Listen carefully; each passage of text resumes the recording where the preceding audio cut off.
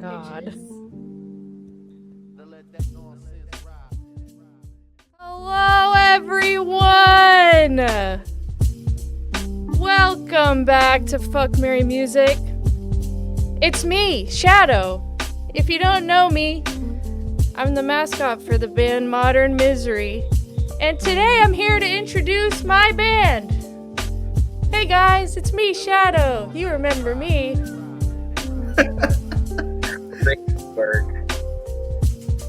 That Jiner, is so sick. can you hear them? Oh, there's a double. That Yep. is amazing. Incredible. All right, let's see if I can do this intro. All right. Hey guys, good to see you again. It's me from your brain. Hailing from South... Oh, wait, hold on. Let me turn this off. There we go. Hailing from South Texas, this band has it all. Hooky, riffy choruses, chonky breakdowns, and Sydney's soul-crushing vocals. And the fun doesn't stop at the sonic presentation. Sydney's descriptive lyrical writing will sting you to your core. Big screams, relatable lyrics, catchy melodies, monster riffs. Chris, Sydney, Modern Misery, welcome to Fuck Mary Music! What's up? How's What it an going? intro. What an intro. That was an amazing intro. 10 out of 10. Was this Top what five you all were time. expecting? I was not expecting this at all. I was like, I had no idea what I walked into. But this is by far the coolest thing I've seen.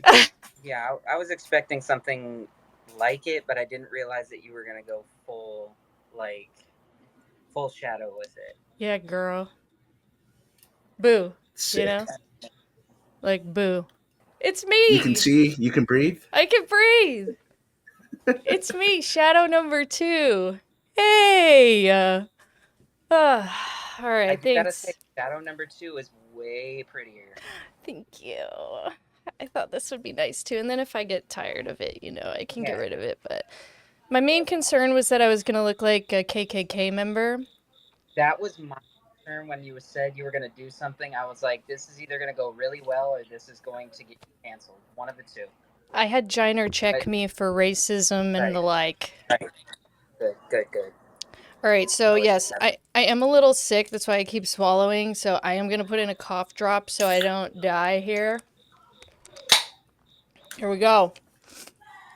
All right, y'all. First of all, thank you guys so much for coming on my show. I truly appreciate you. I'm really excited to get to talking with you guys about music. It's absolutely my favorite thing to do. Sydney, I've been so blessed that you have been just so freely sharing your amazing music with me. And when you said that you and Chris would be willing to come on the show, I was so excited. So let's start with the obvious questions that I think, don't mind that I think everyone wants to know. Where are you guys from and how did you meet? Okay, so yeah, we are from South Texas. We are from we're from different areas of South Texas. A couple minutes apart from each other. Sophomore year. All right, so about 16 to 17 years. Wow. Yeah, that sounds about right. Wow, that's crazy. Didn't mean to age us, but it is what it is. But yeah, so currently now, we're in different places. I live in Illinois now. And I'm still based out of Texas. Right. Nice. So did you guys start playing music together that earlier, or did your friendship form first? I would say our friendship. Absolutely. At what point did you guys realize that you wanted to try to do music together? I'll let Chris speak to that. So kind of like in our first project that we had back like in high school, which is Destroyers of Eden. It was like a MySpace era deathcore band and all that, and that was like back like in 2010 ish. So we were just about to become seniors in high school when that happened. It was our first time like kind of really working together collectively like that on music, and then just kind of over the years, like we just remained in contact. Like after like the Destroyers of Eden thing, I had another band come up after that, and that had some relative success, like regionally, at least out here in Texas and all that. And that was kind of like my brainchild for just essentially what would kind of like make me realize that I wanted to do music more seriously at that point. Amazing. I love that. And what would you say, Chris, was your earliest experiences you can remember with music that kind of sparked your interest to becoming a musician? So I've actually grown up with music like my whole life. Like I just have like a very eclectic like group of music like that was around. My mom and my dad were both like rockers, metalheads.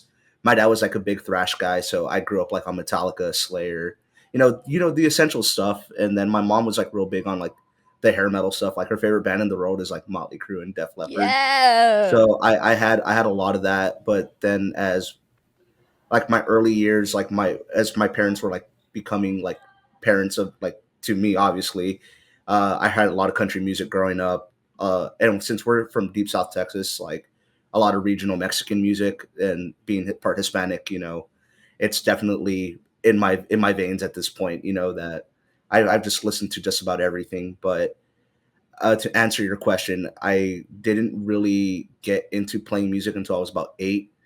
My dad introduced me to Iron Maiden, and as I like to say, that's what turned my world upside down.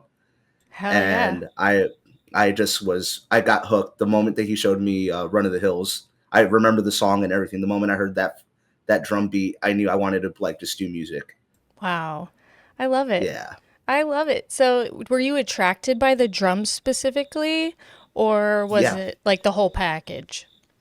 So I actually, I would say in turn it is the whole package. But what started my interest to picking up an instrument was the drums specifically. It was the first real thing I heard, and obviously that intro just has that drum beat. The on the floor thing with the hi hat. I instantly was just hooked right away, and I just knew that I wanted to do that, and I begged my dad. This was like right before I turned 8, so I was about 7 at that time, and I begged my dad to buy me like a drum set, and my dad bought it for my 8th birthday. It was just like a little small 4-piece kit with like a hi hat and a crash cymbal. I swear to God, only one drum lesson in my whole entire life. Everything that I've ever learned Wow. has basically just been off ear, and like watching a bunch of like old like tape and watching performance videos of my favorite bands like doing it.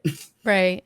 I Hmm. honestly truly think that musicians that are trained by ear sometimes are way better than formally trained like theory musicians. I think theory Oh can yeah. get in the way of just like listening to it and does it fucking sound good, you know? So there's no Yeah. shame in that. No, no, absolutely not. I actually ended up like going to school for music like later, like way down, like obviously as an adult and all that. Like I actually did go to school for music, so I understand Nice. that. But like I could honestly tell you though, like the first like I don't know, like the first like 20 some odd year, like no, not even 20, like 17 years, I did not know, like I couldn't read you music, I couldn't do any of Right. that because I just have that ear for it. Like I just all I know is like guitar tabs. Like I know the numbers, I know the fretboard. That's like basically the extent of my knowledge. That's all you need. Yeah, that's all I need at this point, honestly. Anatol said, do you mean Nico McBrain or one of the earlier drummers? I don't know who that is. Nico McBrien. So I'm a big fan of Nico. I Brain. love Nico, but their original drummer, Clive Burr. Like Mm-hmm. so that was like more of my influence and such. So everything before Peace of Mind, which is like 1983 or 84. Just go listen to the self-titled Mm. the self-titled Iron Maiden album and the Number of the Beast record. That's Clive Burr. That's like my favorite drummer of all time, right there. And sorry if you said this and I missed it, but is your family musical? Did you have like parents that were musicians? Not necessarily musical that way. My dad did like play like French horn in band, Mm. but he was like not that serious about it. But I do have like a bunch of other family members like that do play music. They play piano, guitar, um, violin. My middle brother plays orchestra bass and all that. So Nice. it's kind of like always been a prevalent thing and such. Like, and I'm the oldest, so my brother initially, when he saw me like get into music, he kind of followed me with it, Mm. and he's like also like active in the music scene as well, doing a like a hardcore punk band and all that. Oh, hell yeah. Let's fucking go. I was just thinking, like, you should have started a family, like, orchestra with that setup. You know what, man? I'm not gonna lie. There's been a big part of me that's always wanted to do that. I've always wanted to like do like a family like oriented band. Like, it'd be sick. That is My sick. brother on bass, myself, like, I don't know, find myself to do something in there. Yeah. My younger brother though doesn't play any music or whatever, but I don't know. I'll teach him something. Right, exactly. Yeah. Sydney, I'm going to pass the question back to you. Sorry, excuse me. Struggling over here. Earliest experiences listening to music. I mean, like, the first time you heard a song that you were like, I want to be involved in music. I want to do that. Okay. Yeah. So the first song that really got me into music, "Shut Up, Cricket." God, it's so bad. Um, no, it was actually the album "Jagged Little Pill" by Alanis Morissette. Because Great album. looking back on it, I'm like, I knew my dad screwed my mom over because she was banging that album like crazy in the car. So it was that, and it was Nickelback's "Silver Side Up" Whoa. album. Yeah, like, but it was right before, like it was like the "How You Remind Me" era, There's like this that kind of how stuff. you remind me. That's the one. That's the one. Yeah. So it was those, but primarily my mom was kind of like the 80s, 90s, and today pop music stuff. And my dad was like the 80s hair, hardcore metal, like, the AC/DC, the Queensryche, Scorpions, Molly yeah, Crew. all kinds of stuff like that. Yeah. My mom was also like Chris's mom, kind of like the Def Leppard, Motley Crue, like, so definitely products of their time. But yeah, so that got me into music as a whole. Do you want to come try to find this cricket? I It's mean, I so could. rude. I feel like it's like as you're talking, the cricket is like mocking you. I know, I and I feel would. it. If you find him, I need you to put him in a cage. I'm gonna go over there and I'm gonna throw hands with it. I'm gonna send you his dead body. Please, Straight I up. would appreciate it.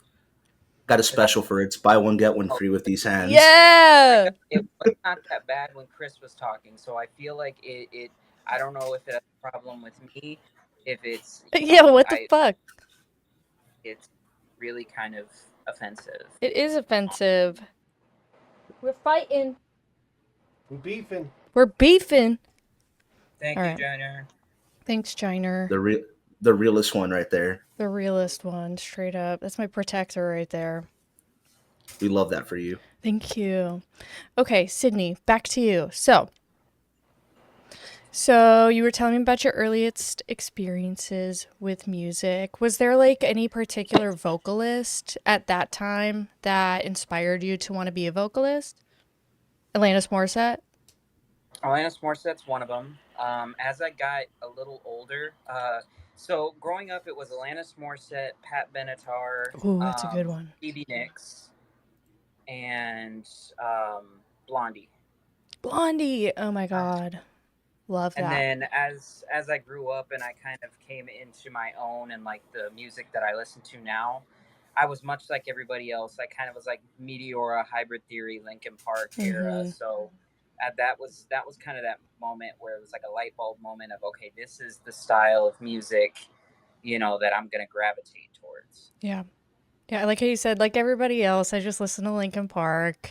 You all did it. Yeah, We did it. I get yeah. it. You hit like the 10 years old, 12 years old. You hit that era. Totally. Totally. And, some of us still are 10 years old in that era, Same. you We're know? all angsty. Exactly. So, did you start playing any instruments when you were younger? Yes, in 6th grade, I went in band and I was a French horn player. Ooh. Um, yeah, and then the music teacher pissed me off, and I left band. That'll do it. But yeah, I was a French horn player. Okay. Did you keep that up like later on at all? No, Nope, just fuck nope. it. Every time I look at a French horn, I think of that. I think of that woman, and it makes me want to never do music again. Dude, bad teachers fuck it up for everybody. Straight They up. really do. That's the worst. I'm sorry you had that experience. But I get it because I also had a piano teacher that ruined it for me and I quit for like many years when I was younger. My father was a professional French horn player for 48 years. Antal, that's fucking awesome. Wow, what That's an sick. I love how accomplishment. all three of us have some sort of history with French horn. Because didn't you say your dad played it, Chris? Yeah, my dad played French horn, but like there, I guess like the loosest way to say it, like in English, because like I could say it in Spanish. But it's my dad would basically like just fuck around. That's all he did. Like Yeah, he would like purposely piss off like his like band instructor, Hmm. like like when the instructor's like motioning music and all that, and Mm-hmm. and such with the conductor and all that. My dad would purposely just piss him off just by like shitting the stick and all that. Right. I have to say, Yeah, I was reading chat, but I love the French horn. I am French, though I don't know how that pertains to the horn itself, or if it's even actually from France, or if it has something to do with the shape of it. I don't I know. wouldn't. Yeah, I think it's probably has something to do with the style of it or something. But yeah, perhaps. it's because I know that it's like when you're in band in like middle school. At least for us, it was the traditional like spirally Mm-hmm. one and all that. But then if you follow it into like marching band, it turns into more like a giant trumpet looking thing. Right. I So thought it's because she's shaped like a croissant, perhaps. Like a croissant. are you gonna finish that croissant? Perhaps it is shaped like croissant, so French horn. I don't know. Okay. So, Chris, you started out with drums. That was your first. How did you start venturing into other instruments? I started venturing onto other instruments around. I want to say like about like right before I turned 15. Hmm. My uncle got me a guitar. It was actually for my 15th birthday, so he bought me a Fender Squire Stratocaster, Yep. and it was my first guitar. I missed the hell out of that thing. I beat that thing to like all dog hell. Hmm. But I learned a lot, like fundamentally, of like the music that I was into around that time.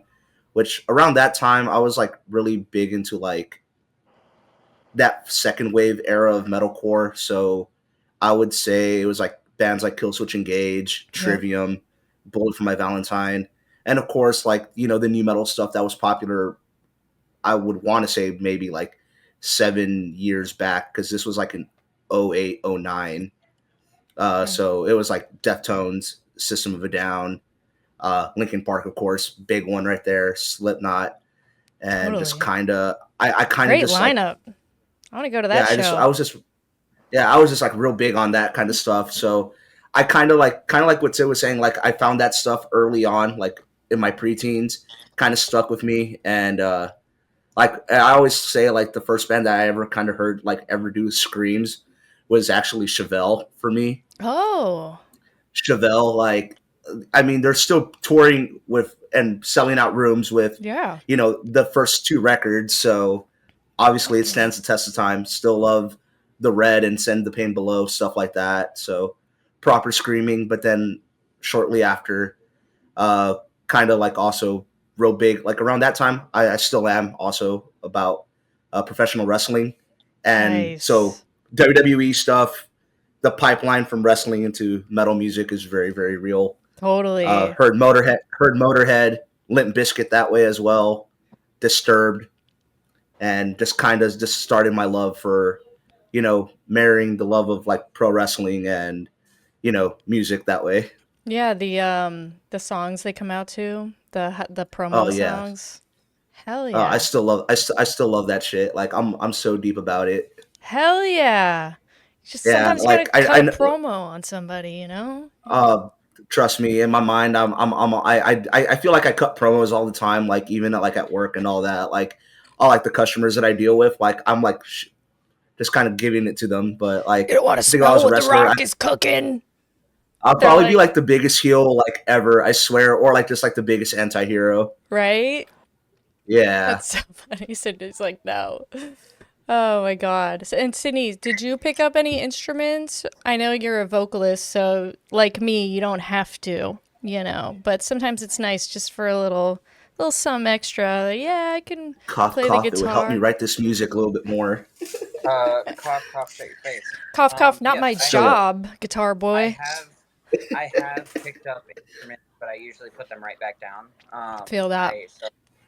My place is with writing and vocals. I don't have I got ADHD. I don't have enough wherewithal to like sit there and practice for hours on end. I don't have that kind of autism. I I feel don't that. have the musical related one. I have debilitating lethargy. Ah, I see. That's contagious too. I It think is. I'm That's why catching I it. isolate so much. That's why I stay away from people. That makes sense, and honestly is the responsible thing to do, and society, I'm sure, appreciates that. Antal Yeah. said, first screaming band I saw live was Sepultura. I don't even know who that is. Ooh, Sepultura. oh, Yeah, that's good. Sepultura, good stuff right there. Very Antal good. also said, by the way, following you guys on Spotify now. Yay! Thank you. Sick. I love that. Thank you. You know what? Interview over. We got one follower for you guys. Yeah, I'm just kidding. exactly. Like, hey, We're done.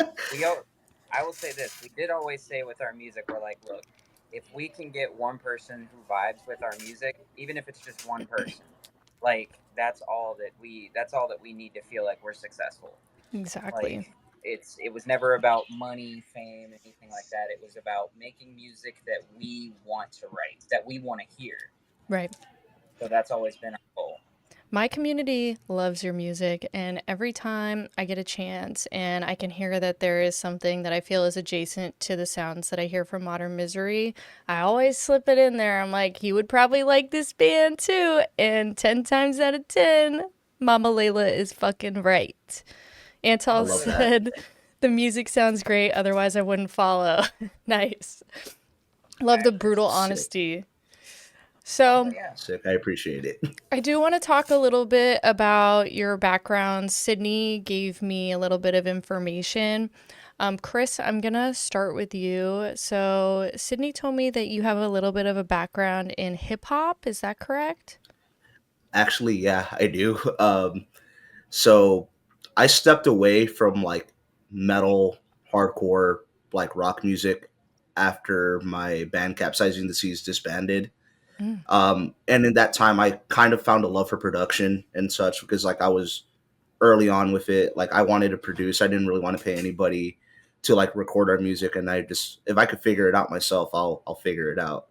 Mm. So then shortly thereafter, I was hanging out with one of my friends who's like a big hip hop head and all that, and we kind of just were just having a conversation, like because they knew that I play music and all that, and it's like, well, dude, like why don't you try making beats and all that, like try making hip hop and such, and I like hip hop music and like that as well, so I was like real early on with like old school trap music like Gucci Mane and all that back like in high school, so this was like 2009, 2010 when I would listen to that, like even like old 36 Mafia Mm-hmm. and Project Pat. basically, yeah, Project Pat. Yeah, I was just real deep into that kind of stuff, like outside of like the metal and hardcore music that I was into.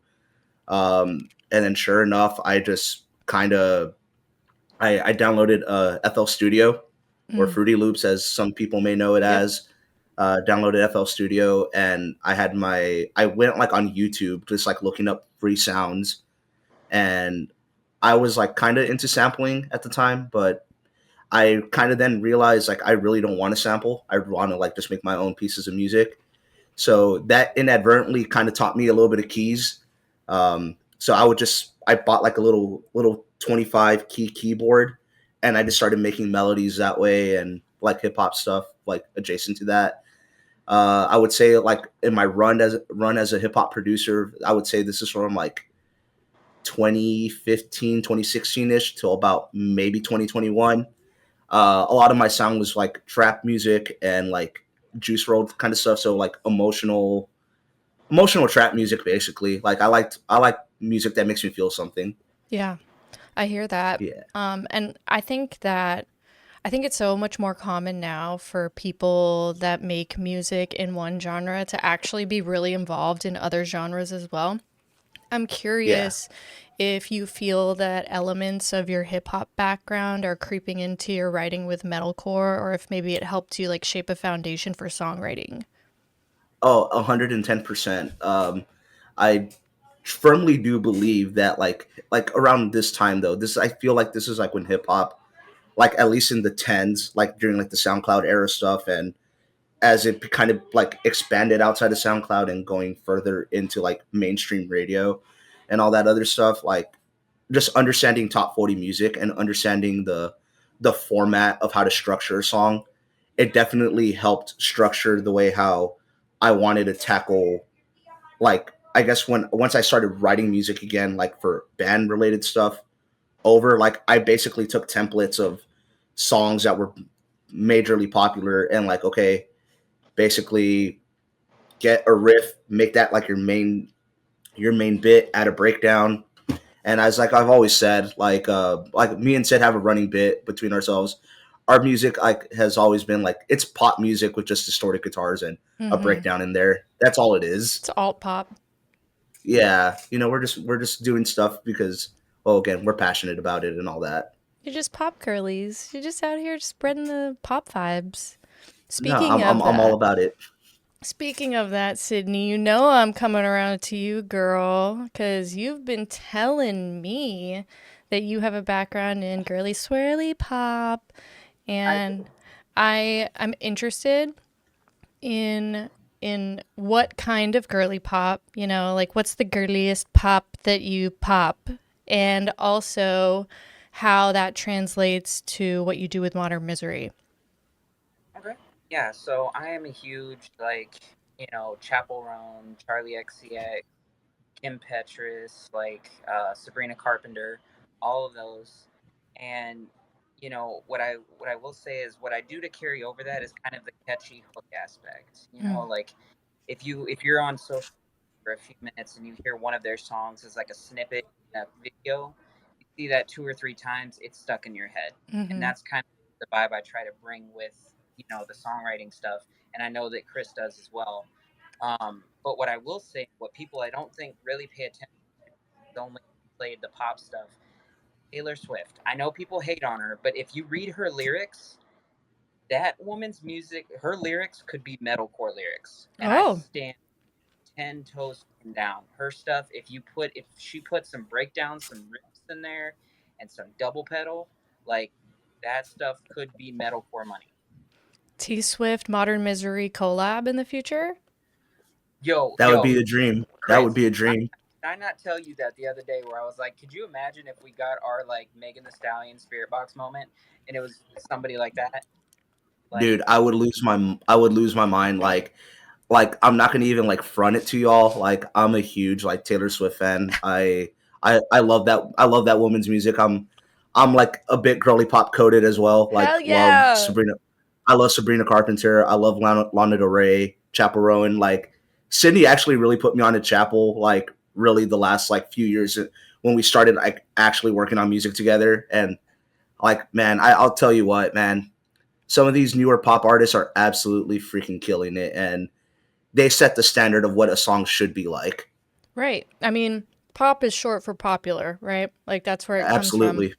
And don't we all want our music to be popular? I think you're on the right track with kind of copying the pop style and just screaming a little bit over it. I mean, that's how you do it, right? Yeah, that's always kind of like how I mentioned a little bit ago, learning format, learning how to like just structure a song and having the music serve its purpose. So and a big part of it as well, like when I'm like in my bedroom literally working on music and when I'm like putting something together, I always remember like the one thing that I learned in hip hop is leave room for the vocalist to do their thing. Yep. We love to hear And that. and that's exactly what I do here, like with the music that I write. Like I leave enough room for Sid to do their thing, so that they can go in there, give me a solid verse, give me a solid hook, and knowing that I'm gonna like be happy and I'm gonna be proud of the product that I got to work and contribute towards too. Sydney, how did you find your scream? I've been doing screaming vocals since I was in like 7th grade. I have no formal training. I don't, because I have a lot of friends that ask me that too. I've had at least 3 or 4 friends be like, "How do you scream?" And I'm like, I don't know. Like I just do, and because I've always been the type where like I'm I'm kind of a mimic. Mm, Like if I hear songs, like I can match their pitch, I can match their sound, and it was through doing that that I was able to like establish my scream and kind of hone it a little bit to where I can kind of fluctuate it and kind of, do little crescendo things and stuff like that and kind of throw in different vibes. So it was all just through kind of like practicing until you get that moment where you're like, oh, it clicks. wow. It you just build upon that. So I wish that I could say like, oh, here's my secret technique, but I really don't have one. You're very And lucky. as for what Chris was saying about leaving room for the vocalist, the reason he says that is because he knows that I will call him up and I will hit him with some Cartman shit like, dude, the fuck? Like, where am I supposed to? What am I supposed to do with this? Right. Like, what do you even want me to do with this? Yeah, Yeah. I've gotten a couple of those, so I know this from firsthand experience. Actually, Call me the fuck out, I guess. I it's all right. I still mean, love you, dude. I see Still love shit you. flying in both directions. I don't know what you're talking about, Sydney. Okay, I never said I wasn't a hypocrite. Okay, I never said there was no That's double fair. standard. You didn't say that. You didn't say that. Okay. Still love you, dude. Still love you. Of course you So, do. I mean, speaking of girly swirly pop, let's listen to Destroyers of Eden. I did not pre-listen to this, so Oh. I have no clue. All I know is that this is a band that you guys were in a long time ago. All right. yes, that was. This is summer 2010 right here. Summer So Before you 2010. play it, Mm-hmm. I do want to put some background in here that was possibly the only cool part of this whole project. Okay.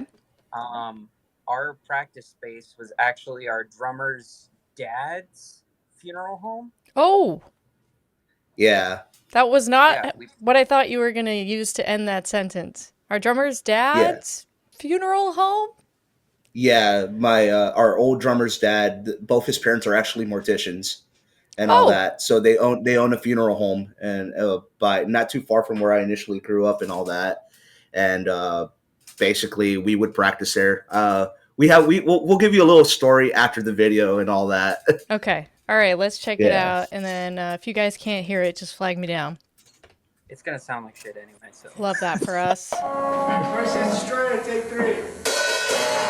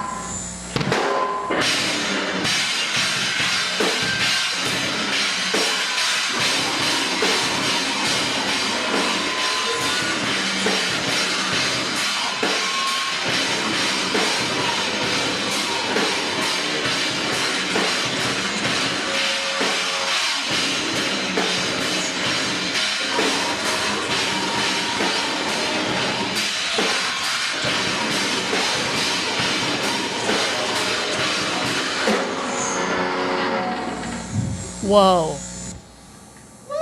That's dope, bitch. Woo! Oh, Oh yeah. man, haven't heard that one in a while. Wow. First of all, I don't know why these pews aren't full of people.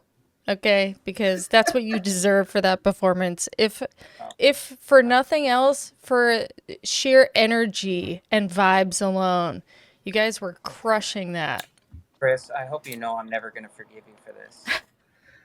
Dude, it's there in the YouTube sphere. I mean, you could just look it up anytime. I liked and subscribed. I was blown away. That was great. That Wow. felt like being punched in the gut over and over again, but like with like a metal arm, just Bucky Barnes type shit. Winter Soldier right in the gut. You know what, dude? Go ahead. But it is Real quickly, I just want to say this real quickly. You know what, dude? At least it's not the video of that Beneath the Sky cover that y'all did back your junior year, and there is no video of that. So I would rather deal with this than deal with that. You're coming off as stupid right now. Shut your mouth. I'm gonna. Okay, no. Here's the thing. I'm gonna bank that for later. I'm gonna tell the story. I will tell the story. Okay, so there was another band that I was in with pretty much most of the members of that band that we just watched. Okay. Chris, you weren't in it, right? No, I wasn't in it, but I was in the crowd watching it. Okay. All right. So, you ever heard of Murphy's Law? Oh yeah, very familiar. Yeah. This was that night. So, we had been practicing this cover for the talent show at school of the song 7861 by Beneath the Sky. If you haven't heard it, it is a very good song. I love it. I used to love it. Now it's just somebody that I used to know. But yeah, there you go. But anyway, so we get to that night. Knew we shouldn't have done it because we did not really practice as much as we should have. So we get to Classic, by the way. the auditorium. Oh, absolutely. Like I know my parts. Yeah. Well, so we finally get up there. The song starts. I kill it, of course, because I'm me. But our drummer, I think, was playing to the track. He was listening to it. One of my guitarists strap snapped. Ooh. And then partway through the song, the other guitarist's strings popped. Oh. And yep. I mean, the consensus was I sounded good. That's all that matters, Sydney. That was the thing, but it was one of those moments where you sit there and you just think to yourself, I'm never doing music again in my entire life. Oh yeah. I don't think I listened to music for like a week after that. Yeah. I can relate to that. When I was 15, I had my first show. And we practiced a lot, but I still get horrible stage fright. And I was squealing like a fucking banshee up there. I could visibly see people cringing listening to me at my first show. I ran out of that gig so fast. Nobody talked to me because everybody knew that it went really badly. And then, embarrassingly, I worked with one of the women who was there. It was at my high school. It was like a Relay for Life cancer event or something. How horrible of me to squeal like that at a cancer event. And this woman was a professional singer, and she found me afterward to be like, don't be discouraged. I feel like you have potential. You just need to work on a couple things, which is like the worst thing you could have said to me. It is the worst thing right next to when you get injured and you're in a lot of pain and people are in your face going, are you okay? No. Right. No, my I'm leg's not okay. broken, Susan. Get the fuck out of my face. Yeah. Listen, Shane, I need you to shut your entire face and get me some medical attention. Right. Some painkillers, preferably, and a drink. Or no, I would rather have people come up and go, that was possibly the worst thing I've ever seen, than for them to go, no, it was good. You have potential. No, no, we're not playing that game. No. We're not playing that game. But not in this game, Christian baseball. But I really like the setting. Being in a funeral parlor is such a flex. I'm really Yeah. enjoying that. Well, the other thing about this is that microphone that you see the old version of me using Hmm. was actually dented, so you had to scream into it from a certain angle for it to produce any sound. So you're like, "Meh." So yeah, I'm having to like, if you see I'm like fidgeting with it, it's because I'm somebody who when I have the mic, I'll like kind of spin it in my hand a little bit, and I had to make sure that it was back Right, in the right position. So that's why it was hard to hear me sometimes. right. I mean, that's like first microphone troubles forever. You like Well, that was save the your microphone. money. The Yeah, that was the funeral parlor microphone that they. microphone. Yeah, Yeah, like They it were was using it for a actually. different purpose. today we Yeah, laid to rest. They Literally, were a good. Like literally, that's bro. golly. Literally. I want to talk about the name of your band here, Destroyers of Eden. Um, I can infer some things, but what was your thought behind that name? actually wasn't my name, nor was it Sid's name. It Oh. was actually the vocalist, the vocalist that you see to your right, the one that's like camera to the right hand side. Mm-hmm. That was actually their name, their name for the project and all that. Okay. So you didn't have And any it was ties to actually it? it forced us to kind of rebrand to that due to the initial name because we were kind of given flack for the abbreviations of the name, which DOE. the original band name was A Perfect Manslaughter, APMS. Oh. Yeah, it was Yeah, a little. I mean, well, I It's think it was bordering also a. misogynist. Yeah, and somewhat that's ish. not my bag. That's not my bag. Right. You know, Yeah. that's my purse. I don't know you, but I think it was also a play on the Desolation of Eden Chelsea Grin thing. Yeah, Mm. that was around that time. Yeah, because we were heavily inspired by like the Joffrey Cowboys, Chelsea Grin, stuff Suicide like that. Silence. Suicide Silence, Nice. Mitchell. Yeah, I like the imagery that it brings, Destroyers of Eden, just like, because fuck that shit, Like, Right. Yeah. tear it down. Oh, the ironic thing is we were called Destroyers of Eden, and now one of my favorite albums is Take Me Back to Eden. So I am all over the place. That's a great album. I was listening to it earlier while I was making my shadow costume. Love that. All right, I got another video here. Sorry, Sydney. Alright, hey guys, this is Nestor and Justin. We're from Coding Heroes, but we want to do a little vocal cover of Knives and Pens by Blackfield Brides. So here we go. I'm gonna throw up. It's pretty metal.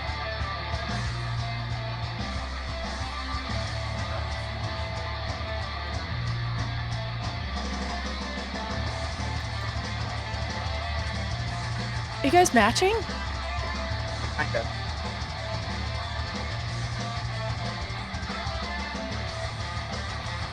Oh, yeah.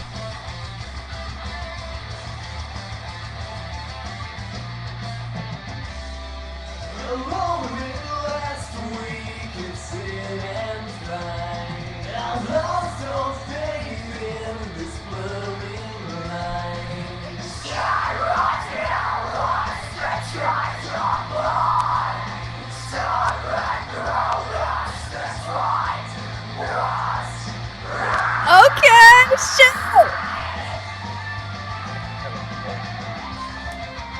Signed, sealed, delivered.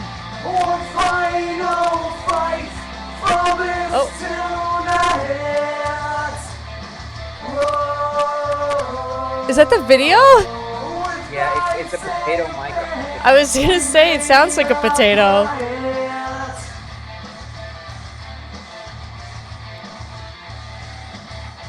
Wow.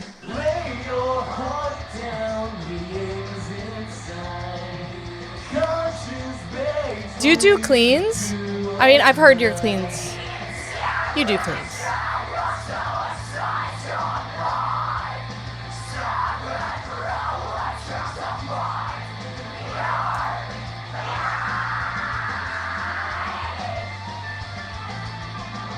How long ago was this? Like, it was 2011, I believe, so about 14 years ago. Yeah, you sound great though. Oh, I know. This is why I sent you this one. Oh, I know. This bitch. Okay. One final fight for this tonight. Whoa, with knives and pants, we made a plan. Whoa, Ugh. but I can't go. Okay. I think Yeah, I think I've heard enough of yeah. that. You've got. Yeah, it was recorded on like a $3 mic. I think we got it at like a fucking flea market. You sounded great though. I do think it's interesting that you were able to find your scream and you don't feel any like tension in your voice after doing it for a while. No. Wow. I mean, wow. I feel like it's like that with cleans, and I have told people before you can really learn how to sing really well and with great technique if you can mimic someone, but truly mimic them, like really hear like their mouth shape when they're doing certain vowels and kind of understand where you're pushing your breath that gets you good resonation in your headspace. Most people Right. don't do that though. They're like, ah, I sang the note, you know? So I find it interesting that you were able to pick up on screaming techniques. Was there any particular screamer that you emulated the most? Ooh, it was definitely in. I think during this time, it was Black Veil Brides. It was Atreyu. It was Hawthorne Heights and Silverstein. Yeah. The It's a good lineup. classics. We love all that. Really, really good lineup. I have one more old video to check out. We don't have to do the whole thing because I'm looking at the time. I do want to get to everything, but I got to hear it. What's up, guys? I'm Jay. This is Nestor, and I this was is a our band fucking Van Gogh. And this is our first song. It's called Breathless. 2, 3.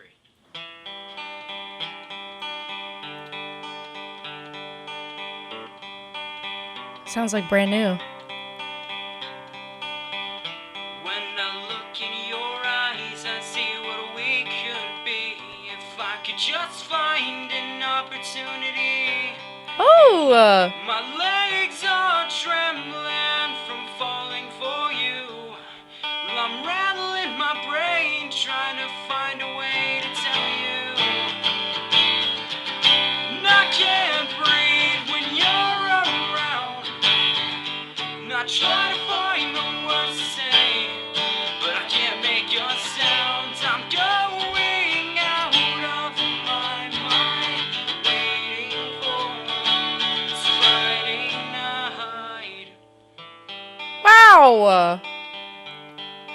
Oh my God. I got to clap for that one. Clap, clap. Yeah. So good. Do you still I ever play remember that hearing song? that back in high school. Yeah. Do you ever play that one? No, Would you? I mean, I if Chris was down to like bring it back, we could bring that song back in some capacity. Big Um, emo vibes. we were heavily inspired by. I don't know if you ever listened to like the Scene Aesthetic. Mm-mm. Back in that, yeah, they were kind of a two-piece acoustic project that was like Mm. pretty like MySpace era. So we were heavily inspired by that. And believe it or not, this is actually a little side project band that when we played another school show, like a talent show, complete polar opposite of the last time we did a talent show. We got like everybody loved it. It was one of the best because we did an original song and we did a cover of "What I Should Have Learned in Study Hall" by Ice Nine Kills, Mm-hmm. and it killed. No pun Yeah. intended. I mean, I can see why. Wow. Really, really great song. That is like picture perfect of the music that I listened to in high school. I would have been bumping that shit for sure. So, Sydney, I do want to get a little bit personal with you. I did warn you about this beforehand. So, let's get into it. Let's just jump into it here. So, you are a trans woman, busting Correct. into the highly male-dominated metalcore world, really music world, not just metalcore. Already, I've kind of seen the writing on the wall with what it's going to be like for you. When I play your music in my stream, for example, people will make comments like, that's a woman screaming, which, as you know, I will always defend you. And I'm like, yeah, it fucking is. Yeah, it fucking is. What about it? And I have asked you before if you wanted me to take action if somebody was being offensive. And you have always graciously responded, no bother, they probably don't know I'm trans and didn't mean anything by it. So, first, I just want to commend you on your candor and poise around this topic. It's very refreshing. Second, I just want to know how this journey has been for you so far. I know it's early stages yet, but as you're putting yourself out there in the music world, have you experienced any burns yet in terms of your transness and just what's your mindset going into it? No, I feel like thus far I've been pretty privileged in that sense. I haven't yet. I know that it's probably coming, and that's fine, because I think you know me well enough to know that I'm not gonna let that slide. Because I'm like a librarian because I stay reading people. But I Yes. it's something where, and this kind of goes in hand in hand with the music in general. Is I've always told people, if you want to know what I feel, what I think, whatever, listen to my music, because that's where I channel all of it. And to be honest with you, I'm Chris. I'm gonna go ahead and tell them about the side thing that is going on. Oh yeah, yeah. All Go about. ahead. We're also working on a side kind of pop punk project, and that was actually birthed out of me wanting to tell my story as a trans woman. And so those some of the songs on that EP are going to be very very personal to me. Wow. So we'll let everybody in, because I am somebody who my music, it's about what I'm feeling, and I guess by extension what Chris is feeling, because he's expressed that he kind of resonates with stuff as well. But I try to keep it as vague as possible, Hmm. because I want as many people to be able to take something from it as humanly possible. But I write very specifically to not mention like specific, if it's about relationships, no specific genders. So it's not her, him, whatever. It's just completely non-strict. Right. So Absolutely. yeah, So, really, you're not writing from necessarily the trans experience, or you are, but you're not spelling it out like that so people can still infer their own meaning behind it. of course, of course. Gotcha. Interesting. Antal says, be who you are, F the people who can't handle it, even though that can be hard. Who Agreed. is it that said that? Antal. Oh, Antal. Oh yeah, I agree with you for that. Thank you for that. Absolutely. I recently shared a video of a musician on stage where someone in the crowd yells at him to keep the politics out of music, to which he replies, it's never been about politics. It's about human rights. Trans rights are human fucking rights, and this should not be controversial. I think punk and metal has always been famously specifically designated as anti-establishment and rebellion against oppressive government policies. What are your thoughts on the crossover of politics and music? I will feel this. For me, um, it's something where I don't. Our band is not designed based off politics. We don't consider ourselves necessarily a politically based band, but I know that while we may not always agree with each other on certain things, I am somebody who believes, again, that it's not about politics, because the stuff that I believe in is not political. It's being made political. My existence is not political. The existence of other people, whether it be people of color, whether it be LGBTQ, whether it be immigrants, whatever, that their lives and their livelihoods are not political, and they should not be political. And I stand 10 toes down on that. Agreed. I agree with you. So, Do you feel that music is the proper channel to put that out into the world if someone feels that way?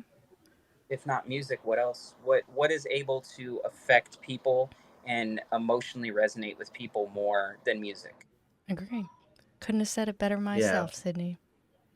And just to add to that, like I truly do believe that music is like the kind of like really the middle ground for, doesn't matter if you're left or right, gay, straight, whatever.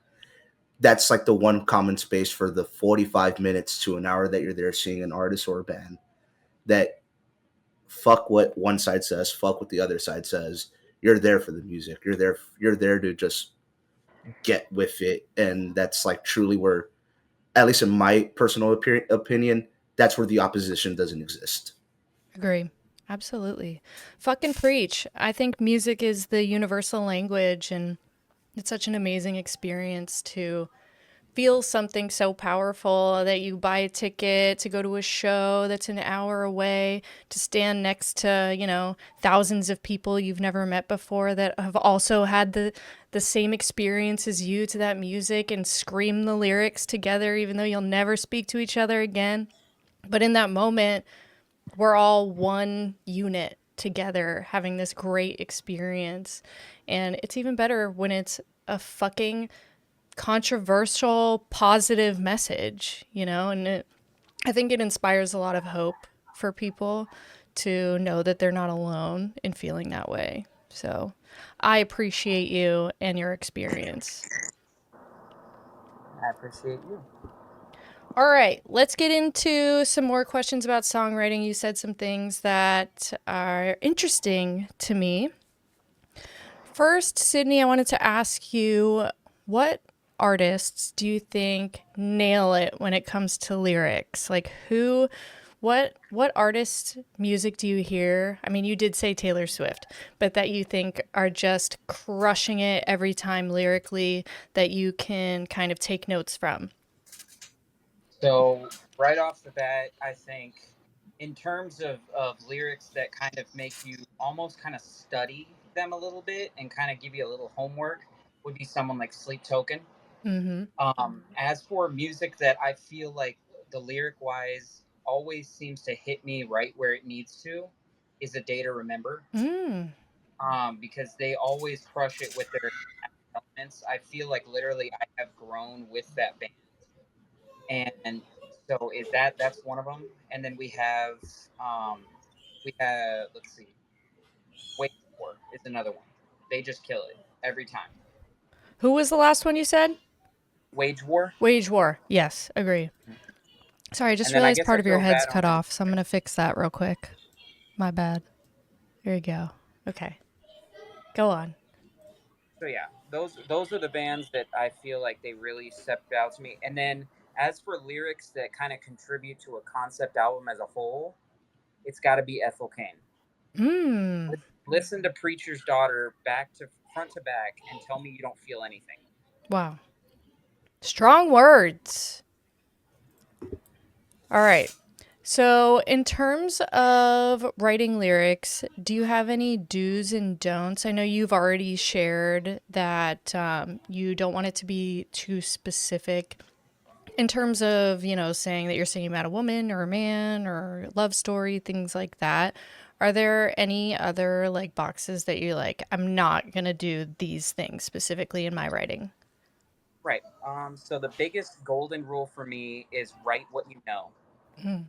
Write your experience. Make it, format it to where it needs to be, and be as authentic as I possibly can. Some don'ts. I don't like to, because my goal is not to be on pop radio, right?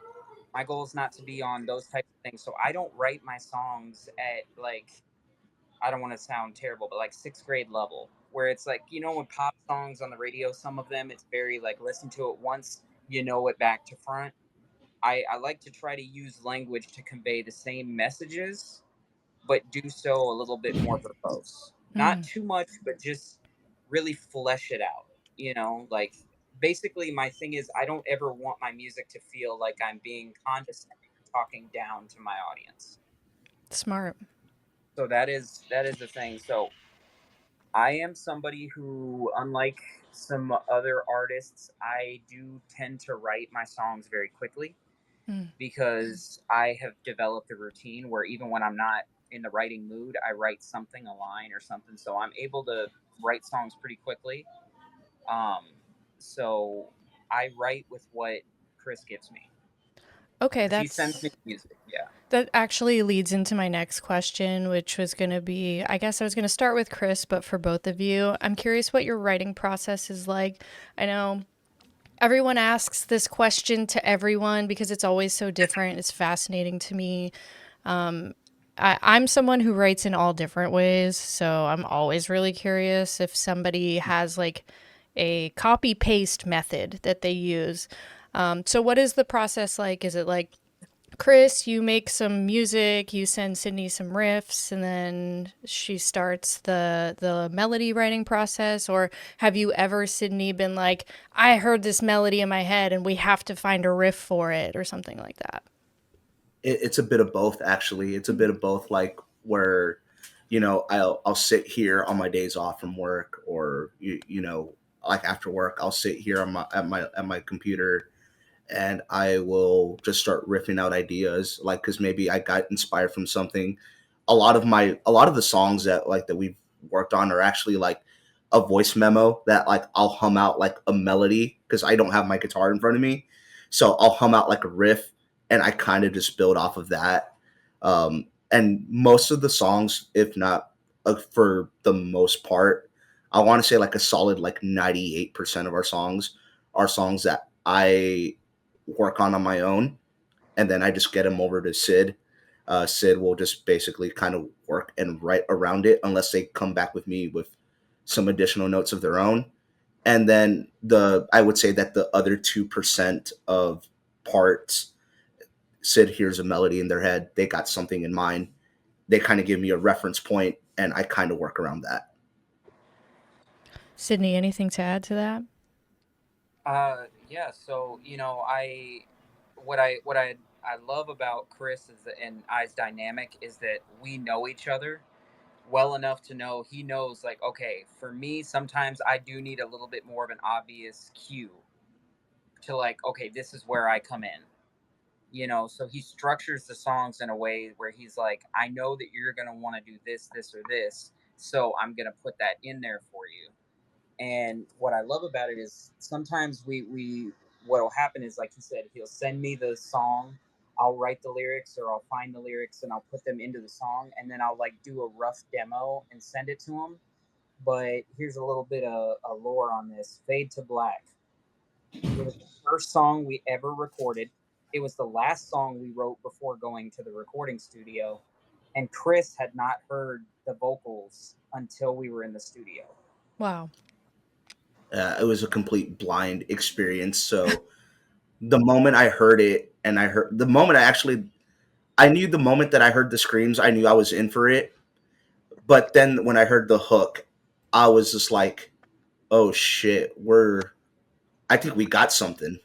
Yeah, I was thinking about ordering us chef hats because we were really cooking with that one. Hell yeah, you were! Clock that Type shit. type shit. Type shit, dude. Absolutely. So while we're on the topic of Fade to Black, I think that would be a good segue to listen to a little bit of that. This song is my favorite of the three, and I am a lyric girly, so I am just like obsessed with the way that you worded all this. All we know is falling at our feet, unraveling our past at the seams. When the ends are the means to attack, we can watch it all fade to black. Oh, I love it. So good, so tasty. Let's take a little listen here.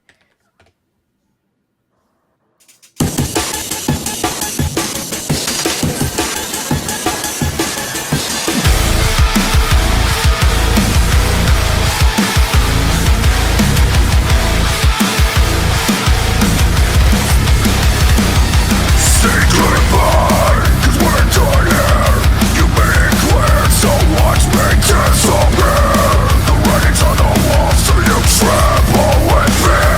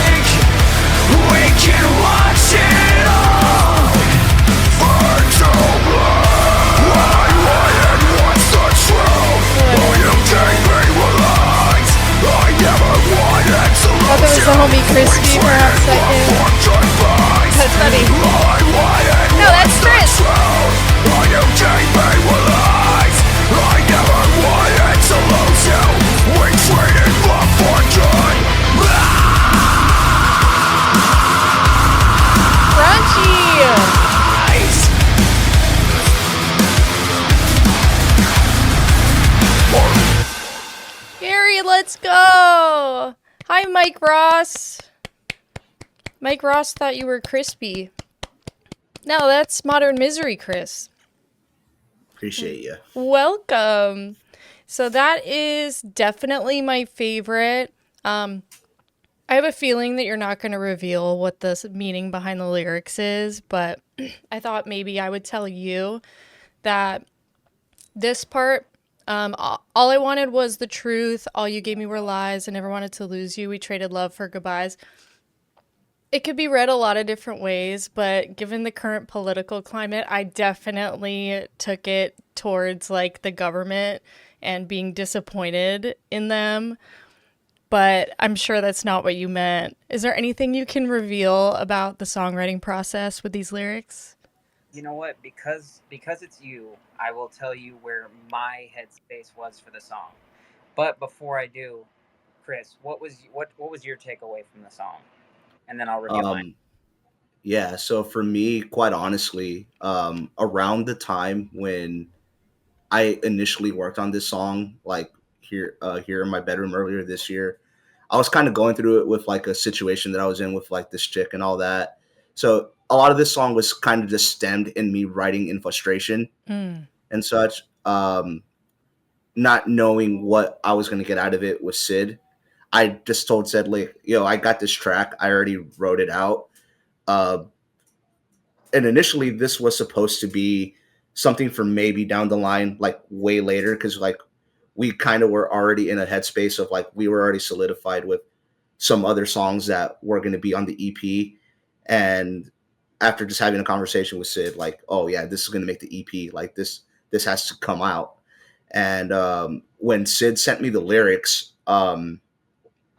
I definitely felt it more so just because, again, I was dealing with a relationship at that time where I was kind of like just like in this space of like where I wanted it to work, but it wasn't working. Mm-hmm. And, kind of like how you said, like, the last lyrics at the end, like, all I wanted was the truth, All you gave me and were all that. lies. Like, Yeah.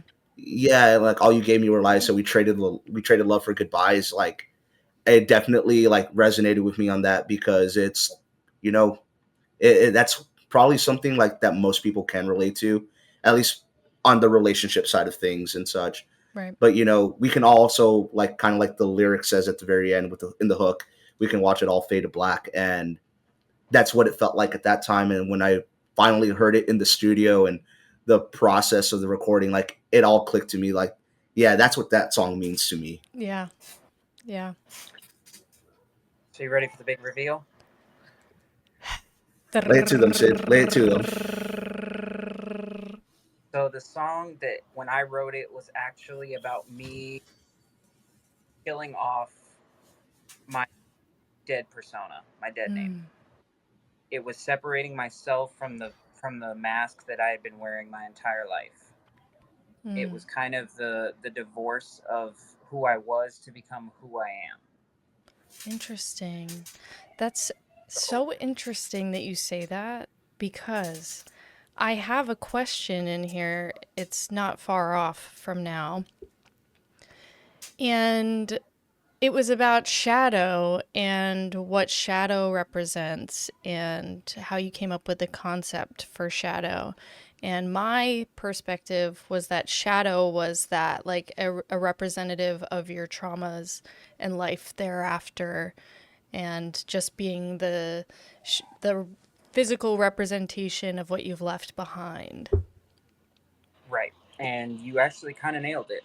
Shadow is a intentionally kind of nondescript, doesn't have a face, doesn't have anything that can be identifiable. And that's because Shadow is the personification of our traumas, our fears, our uncertainty, all of those different things. And the plan, I'm not going to go into any more detail with this. The plan is that Shadow will not always look like that. Oh, I Yeah, want to ask Shadow. more questions, but I don't think I can. Yeah, I Shadow has a lot of lore. Shadow, I am actively working on an entire section of lore. I would honestly read you the snippet of what I have as like the prologue for the story that goes along with the EP. But I fear if I scroll away on my phone, I don't know if it's going to screw up the whole stream. Don't do that. So, but it essentially breaks down exactly what shadow is, Okay. while also keeping it a bit ambiguous. I love that. I love ambiguity. And I like being able to put my own perspective onto works like this. I'm really proud of myself that I got Shadow right because, You did. But you yeah, know what's girl. beautiful? Good, But as good you can stuff. see, Good stuff. as you can see with Fade to Black, the way that it was written, three people are here. Three people had three different things that they took away from it.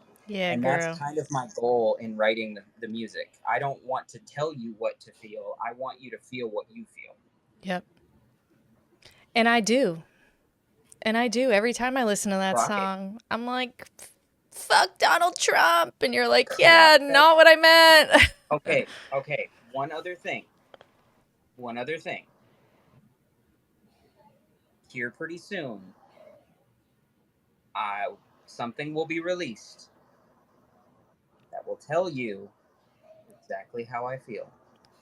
I mean, I feel That's like I it. know how you feel, but I can't wait. I Oh, can't wait to hear it in your words. you don't even know. You do not even know. I mean, It you're is not. probably one of the heaviest songs we have written musically, and I would say lyrically, it is probably one of the most straightforward things. And you definitely wouldn't need to read between the lines. In other words, Oh, fuck yeah. I love that. Right now, where I'm at with it all, is I want everyone to know how I feel. I feel like we have all been hiding it for too long and playing this game of like, oh, who do you support? Oh, I don't know. I don't know. What do you think? Oh, maybe I'll tell you a little bit, but I want to hear your opinion first. Girl, fuck that. Fuck that. Fuck Donald Trump. Fuck all the fucking Republicans. And if you don't feel the same way, fuck you too. And Literally. see, that's why you know what, I'm because this is a personal song that I'm going to be kind of spearheading because traditionally, Chris handles a lot of the promotion stuff and all the other stuff. I give him all the credit in the world because he wears so many fucking hats, not just the one on his head, but Right. The like metaphorical it's ones. the metaphorical hat. But straight up will he's involved from the beginning to the very end. I'm trying to work on kind of taking a bit off his plate because I'm just the bitch that writes lyrics and screams into a mic. Mm-hmm. But this is the first time I'm gonna be spearheading like the promotion, the marketing, the structuring, the lyrics, all of the stuff. And I can I reveal the title name, Chris? you have my blessing. It's called Kakistocracy. Oh, I like that. Kakistocracy. Fuck If you yeah. don't know what that means, Kakistocracy essentially means a government of fools. That's what we have for So sure. yeah, Again, so it's a line that lyrically, it's definitely not reading between the lines. You can definitely pick up what we're throwing down just essentially in the song title. Fuck yeah. If yeah. you know, you know. That's metal.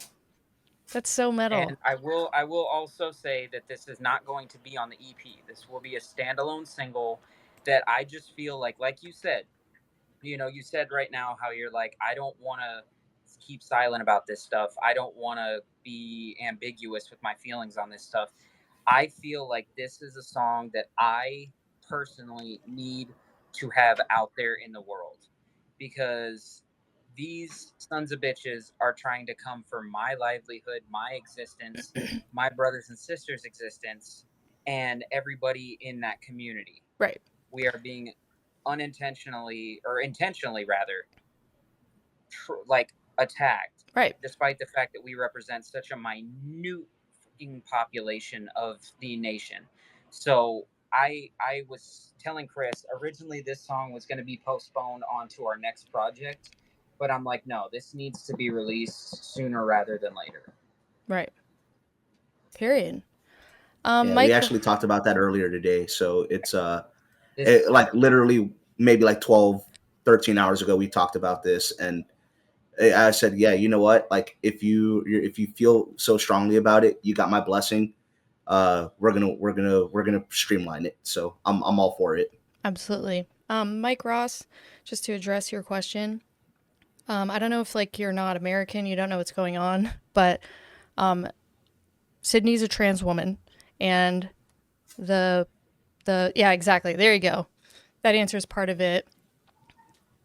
So Mike said, I'm asking for interest purposes. Is there a reason you say F the president? Would anyone also say F Biden, the last president? Maybe for different reasons, but I think we could all agree that we'd prefer Biden over Trump, the way that Trump is dismantling our livelihood, our safety as people. I think what it comes down to is it's like, look, the difference is that people who are at least somewhat intelligent do not idolize political figures. So regardless of if you liked Biden, you like Trump, you hate one, you hate the other, it doesn't matter. I don't put my true faith and everything into a political figure. At this point, with the way that the system goes, I'm for whoever is going to do the most right by the people. Right. And I mean that in the sense of your rights are protected. You're not waking up every day wondering if you're what kind of tomfuckery is going to be happening. That's what I want. Yeah, Trump is making it dangerous to be a person, like to be a trans person, to be a gay person, to be a person of color. I mean, I'm an Arab woman. I'm also one of the hated minorities out here. My mother too, like being directly from Morocco. My mom's been discriminated against since fucking 9/11. And now it's all coming back up because of everything that's going on in Palestine. We want a leader who is going to protect us and acknowledge that we are people and that we have human rights, and not take them away because they don't understand what we're about. Yeah, I don't understand you trans people. So like, come on, bro. That's why. So it is also there are other parts of it. So like you're bringing up the military part, removing of medical funds, the Medicaid, all that stuff. Yeah, like that's a part of it too. But it's scary right now to just be a gay person or a trans person and walk down the street because people are getting violent because of our president, essentially. I'm catching it on two fronts because I'm a trans woman and I'm a veteran. There you go. So like they're just trying to bury me, honestly. Exactly. But fortunately I don't go down that easy. Speaking of which, let's listen to Lay in Ruins, shall we? That was a hell of a segue. You like Great that? segue. You like that? Love That it. was solid. That was solid.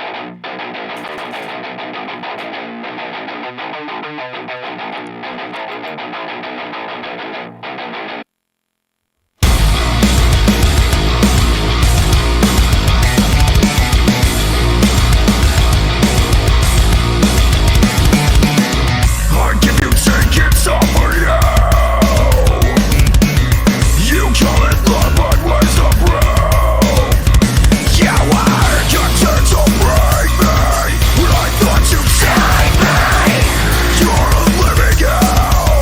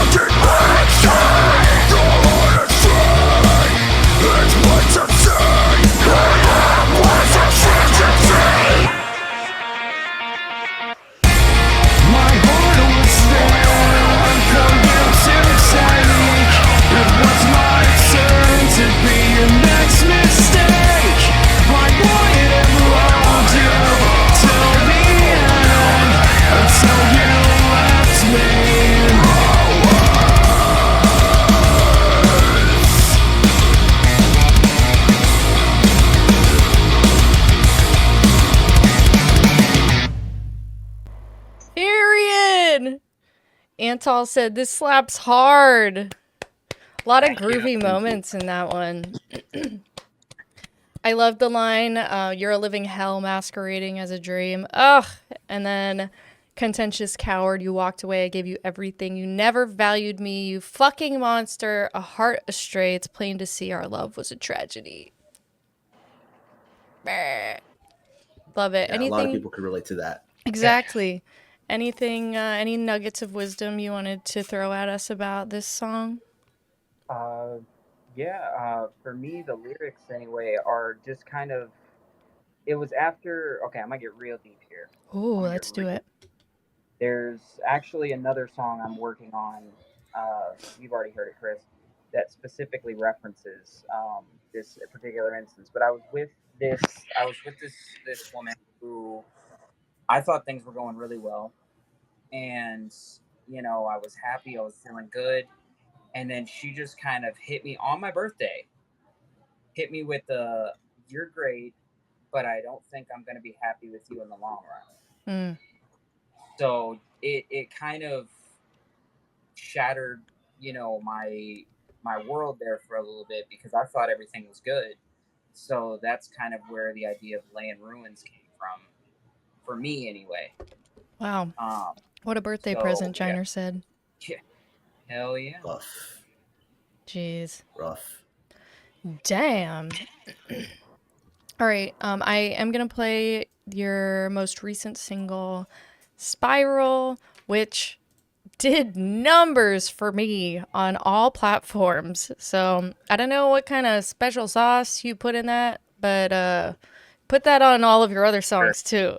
Oh man, we have a story for that one right there, and we'll get into it after. All right, let's take a listen, and then you can lay it on us.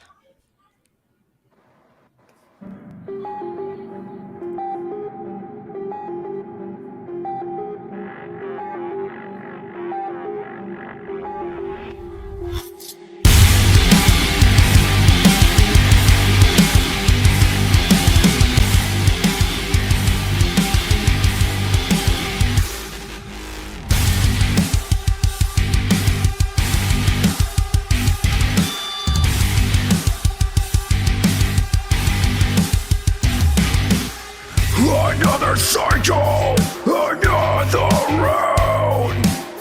I rise from the ashes just to fall back down. Nothing ever changes. My screams make no sound. Can't take it anymore. I'm tired of this shit. Back against the wall, pull the trigger till it goes click. I'm sick of living in denial. I'm fighting myself, the greatest rival. One life, no revival. Save me from this downward spiral. Yet another fight to no end. I found rock bottom, yet I still descend. I can't keep this up, I can't win. Everything is fucked, I can't survive. My will is worn thin.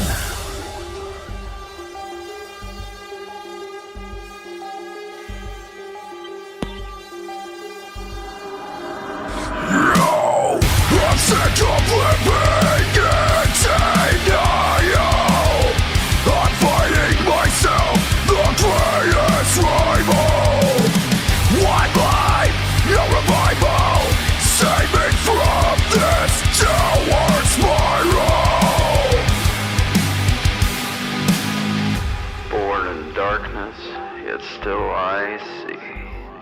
You say you care, but you won't fucking save me. Fuck.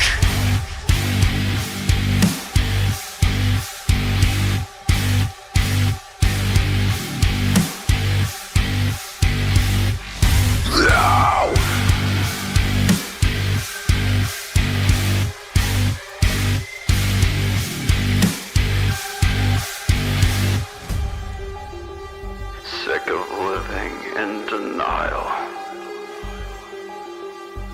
I can't do this anymore. I'm sick of living in denial. I'm fighting myself, the greatest rival. One life, no revival. Save me from this downward spiral. I'm sick of living in denial. One life, no revival. Save me from this downward spiral.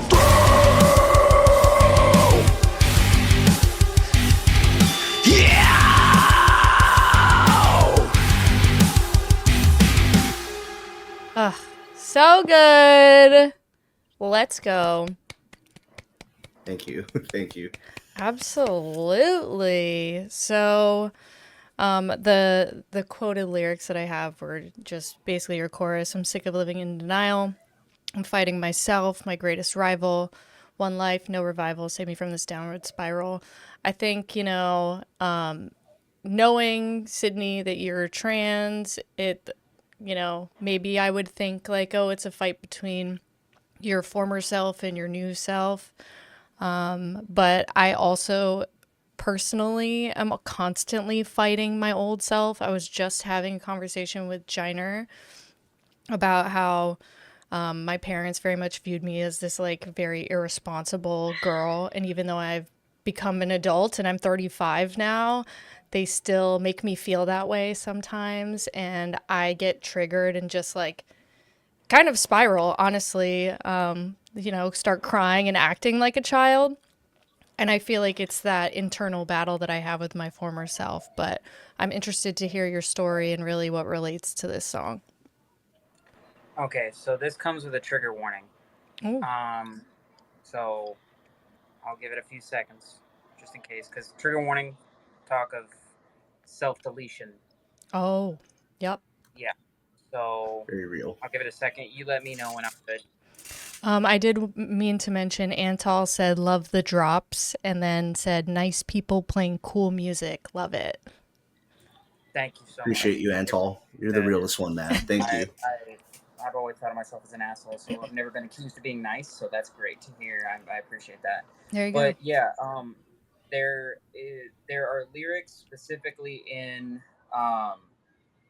the chorus and throughout the song that were actually taken straight out of my suicide note from several years ago. Oh. And so for me, it was kind of a spiral of like feeling like I'm not enough, feeling like I'm too much, feeling like no one cares, feeling like I'm just a failure all around. And I was sitting in the situation thinking to myself, this is a permanent situation. If I do this, it's one life. There's no coming back. Like, this kind of stuff. So it was a lot of heavy stuff that came into that. So I felt I needed to tell that story. Absolutely. And Chris, did you know that when you were writing the music? Not necessarily. It wasn't until after I got the demo and I asked Sid what was going on in it. And that's kind of where, we had that outside of like us being bandmates and such. Like, and obviously how like a big thing of us is like we've always rooted ourselves in the friendship. And I asked Sid like, hey, what's going on, dude? Like, there's something that's not sitting right here with this lyrically. And as for myself, where I've battled my own depression, my own anxiety, and even with my own suicide ideation and such like that, I related to it, but like it wasn't about what I thought. It was like I'm checking in on my friend, like, yo, are you good? I need to make sure that you're right. And basically it was just a matter of just finding out. And when I got a little bit more of the backstory of what was going on their end with the whole what they were dealing with at that time, I instantly just said like, dude, if we need a break from this for a moment, I'm okay with that. Like, I need to make sure that you're good, because Yeah. at the end of the day, that's still my friend right there. That as like I've always regarded Sid as one of my as a very good friend. And then over the last, like, I want to say 5 years, we've just become best friends, and that is just someone I absolutely adore and love. Like I would take a bullet for them. I would go to war for Sid any single day of the week. You could put me against a gorilla, and I'm gonna go to war for Sid. Absolutely. Same sentiment as that goes for Chris. You know, Chris Yeah, has been with me like through some of the worst moments of my life, and through that, that's what makes this whole project fun. Making music is great, you know, releasing music and you know all of that stuff. But at the end of the day, it's like I'm doing this with my best friend. Yeah.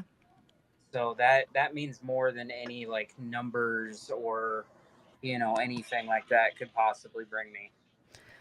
I want to co-sign what Antal said, which was respect for you being so open about it. Thanks. And that goes for the both of you.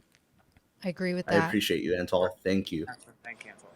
Is there Yeah, any advice you could give to somebody that might be going through that, or anything that helped you get out of that headspace? So community is a huge one. You know, a lot of times we get in our head and we think to ourselves, we have absolutely no one. We're alone. This is all this stuff, but I'm telling you, there is somebody out there who will be there for you. And I always tell the people in my life, I'm like, if you feel like you truly don't have anyone, first of all, bitch, I'm not no one. So you come, you talk to me. You know, because I would much rather sit and listen to you vent about your problems than attend your funeral. And so it's community, it's find things that you like to do that when you feel that coming on, you can go out and do. You know, talk to somebody. There's the hotline that you can call if it gets really bad. And you know they have chat, call, text. They've got all these options of how you can communicate. So use those. I'd use those. I've personally called the hotlines and done those things because I felt that low. So there's always an avenue for you to talk to somebody and get things off your chest. You are not alone, and I'll be damned if you're made to feel that way. Period. the Period. realist right there. Absolutely. Well, I mean, we ran the full gauntlet of emotions there on that. Yeah, no kidding. No kidding. So I know we did talk about this briefly. You are working on some supplemental art that goes along with your album release. Is there anything you can tell us about it, about the concept behind it, and when it's coming out? For when it's coming out, I'm not sure. I know that we have a specific rollout plan with the rest of the EP. I won't get too much into it, but so I've got some time to still work on it a little bit. But essentially, what it is it's an anthology, Mm. and every song on the EP is a different story. And Ooh. so they're not self-insert stories. So it's not like, oh, here's what happened to me on this situation. It's a little bit of Chris and I self-insert character situations, but it's not us. And it's telling these stories with Shadow being the narrator. I see. That's me. Yeah, that's In you. other That's words, you. Wow, that's so I don't exciting. know, Chris. I feel like we have our Shadow now. Guys. I co-sign it all the way. Hold on. Hold on. This is perfect because I was just about to put it back on anyways for our game show. Oh, Right. sick. You know, in case Forgot anybody about that. missed it, it's me, Shadow. It's Shadow. Shadow. Did you think you were gonna see Shadow today, guys? I know. Honestly, it wasn't in my bingo card at all. Actually, Like truthfully, I love that. It is possibly the greatest thing that I've seen. I did my honestly, own version of it, you know, of Shadow. No, I it spot honestly, on. yeah, it's spitting image. Wow. Honestly, Yeah, I'm here for it. I mean, closely resembles a shadow on my arm right here. Oh, look at and that! Shadow on my leg. So Yeah, You guys, you didn't have to get me tattooed. That's so nice. why it's wouldn't you? Wow. Why why wouldn't wouldn't you? I? That's true. I am very attractive. Wow. It's all right. We're here for it.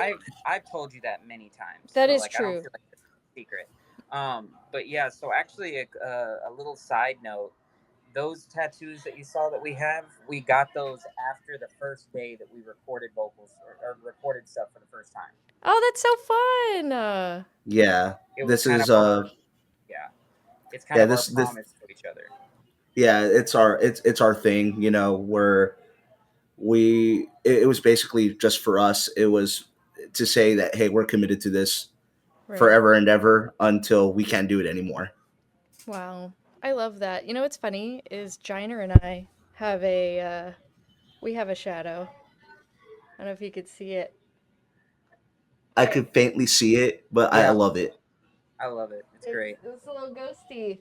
Jiner has the same one. Okay, I can't do Love it. it. That's sick. I gotta put it on like a hat Yeah, again. go with. Yeah, I was gonna say go with Shadow too. There we go. Shadow 2. Shadow 2. All right. Are you guys ready to bust out your blindfolds? I got my blindfold right here. Okay. Well, wait, let me get the presentation up here ready.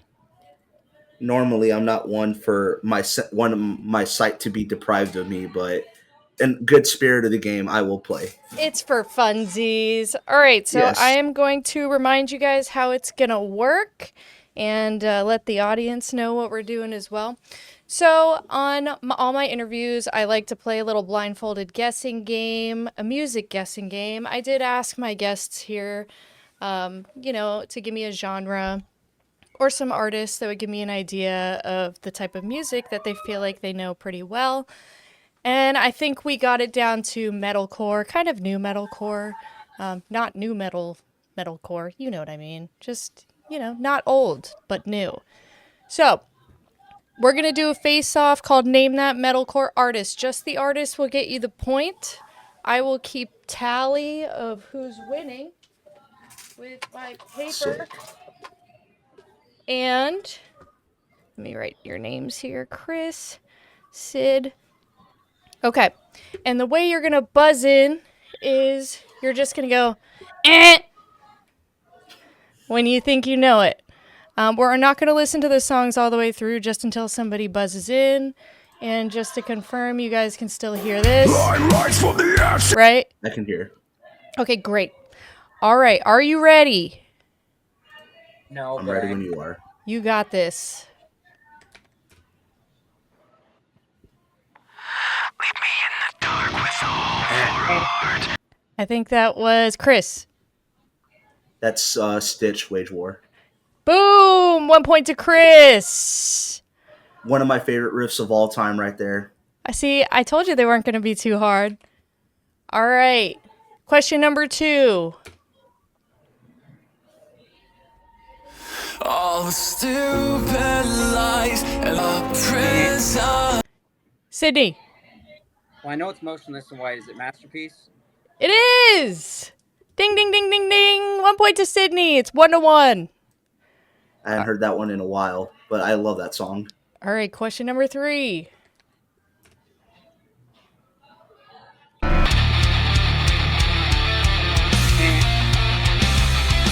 Sydney? Knives and Pens, Black Veil Brides. I would have been so upset with you if you got that wrong. 2 points for Sydney. Sick. It's 2-1. Don't trail behind, Chris. Let's see what you got. Question number 4.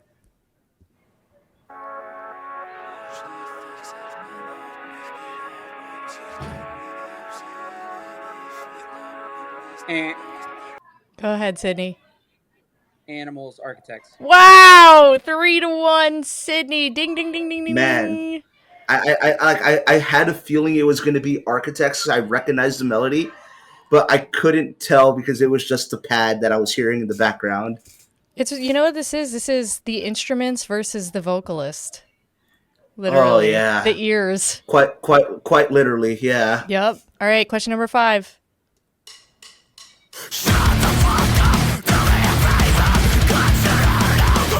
Chris, was that a buzz-in? Motherfucker with a violent nature. Sydney? I Prevail. Yes! Violent Nature. I think that might have been the hardest one because it's so new. I didn't pick any other newer ones.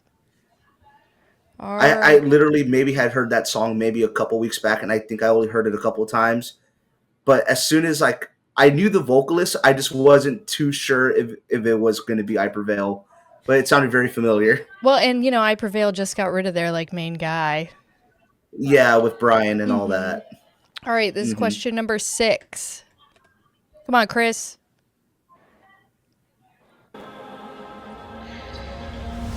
I'm not afraid. Eh, Sydney. Bad Omens, Just Pretend. Boom. Oh my God, Chris, you're getting smoked. Sid's getting me beat here, man. All right, question number 7. She's ruthless. Very. Eh, Chris. Alone in a Room, Asking Alexandria. Yes, Chris. The comeback kid. Love that song. Okay, you both have mentioned this band so far, so I'll be surprised to see who gets it first.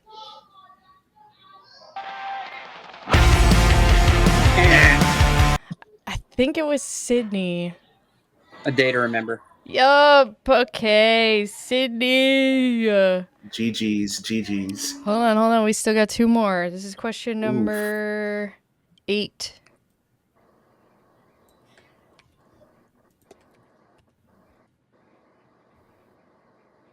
You've got blood on your You guys don't know this one? This is Fit for a King. It's good, right? That's was heavy. That was solid. Well, at least I showed you a new good song. I'm definitely adding that to the playlist later. Fuck yeah, that one's called A Hollow King. All right, Noted. last question.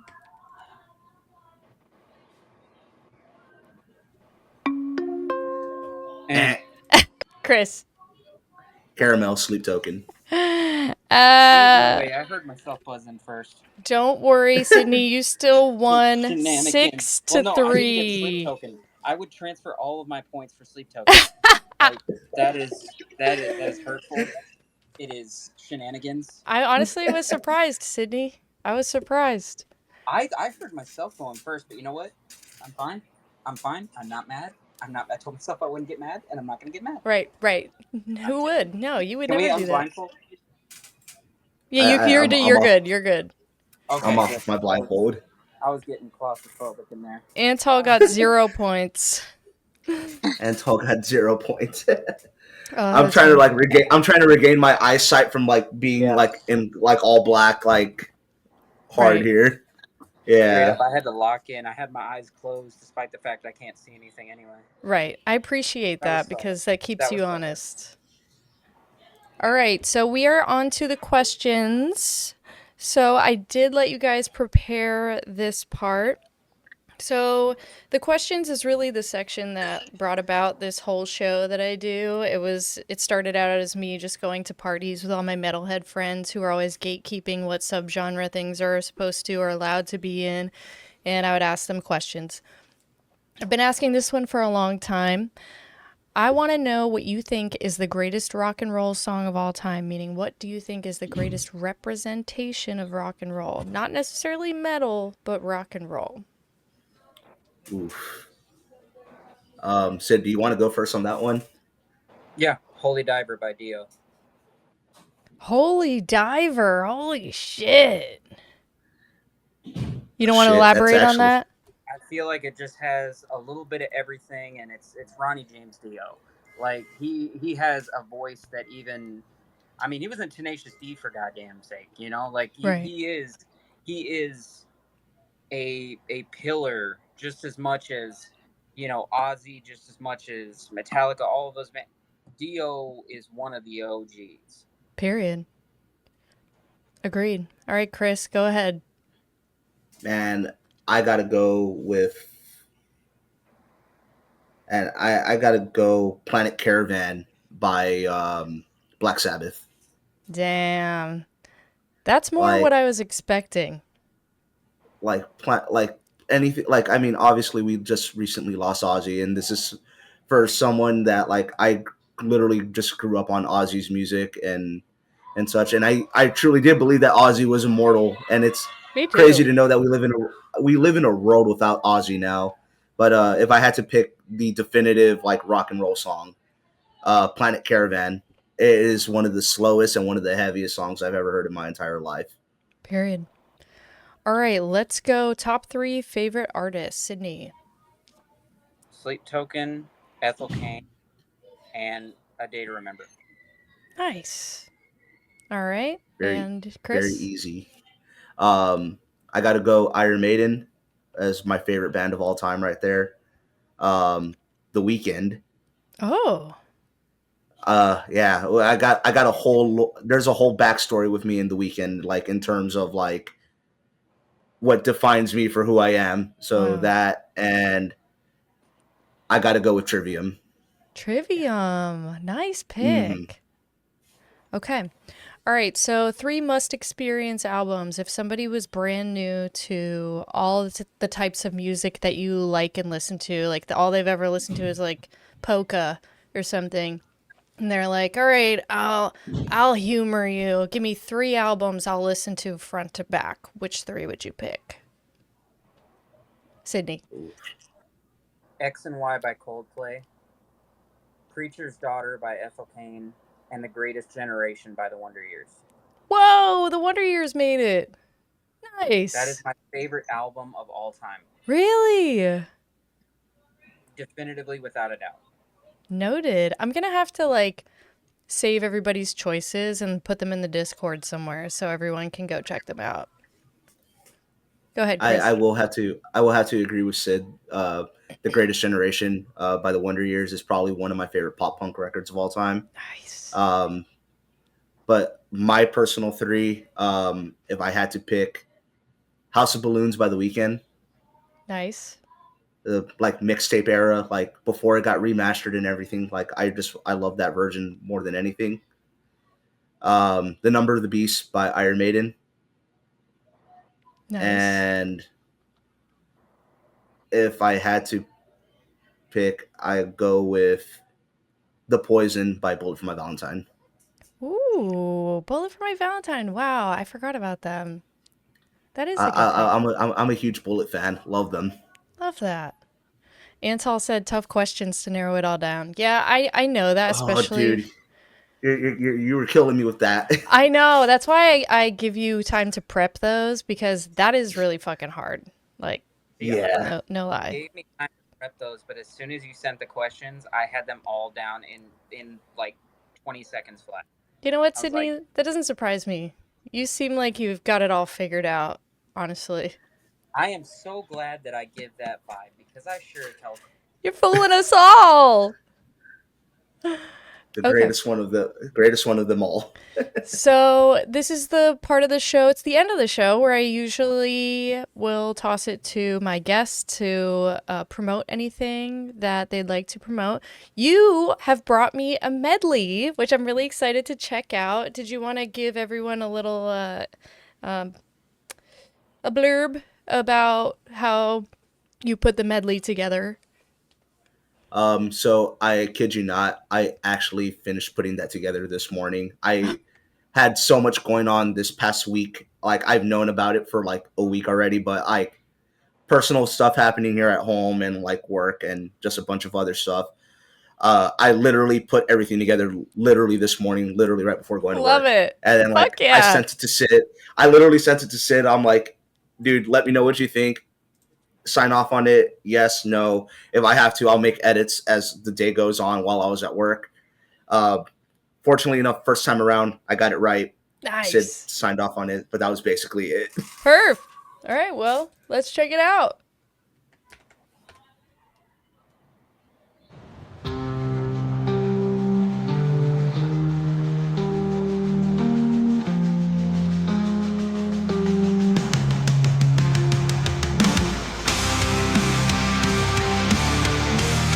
Ooh.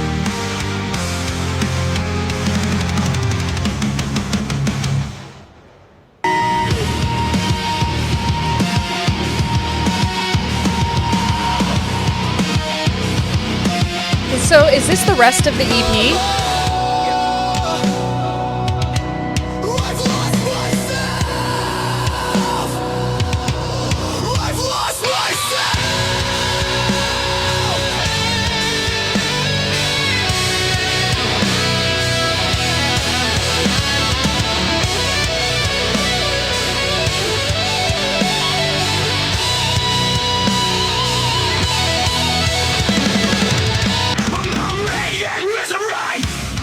Dude, this is gonna fucking slap. And that's it right there. Is it? Oh, Is there I more? guess I must have. No, that was it. That was it. Period. Well, let me give it a big clap. I appreciate that. Thank you. So good. Dude. That just got me so hyped. Antal said, sounds promising. Fuck yeah, I dude. promise. This is probably like this other half has kind of been somewhat a little bit stressful, in terms that some of like the second song kind of went through a rework like very recently, and what you heard is the rework of it. Like, and me and Sid have been sitting on that song for about 2 years already, Got it. so it has new life in it now. Wow.